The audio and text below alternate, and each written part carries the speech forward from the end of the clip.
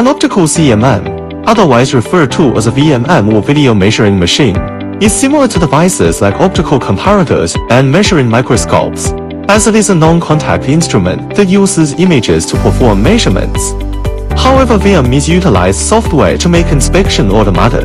Optical CMMs are also known as CNC image measuring machines, where CNC is an abbreviation of computer numerical control.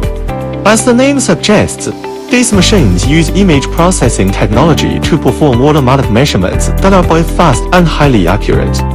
As factory automation at manufacturing sites has steadily progressed, so has the rapid development of these optical measuring instruments. Optical CMMs are highly valued not only for their highly accurate measurement capabilities for quality control, but also for pre-production in research and development and other areas in the manufacturing process.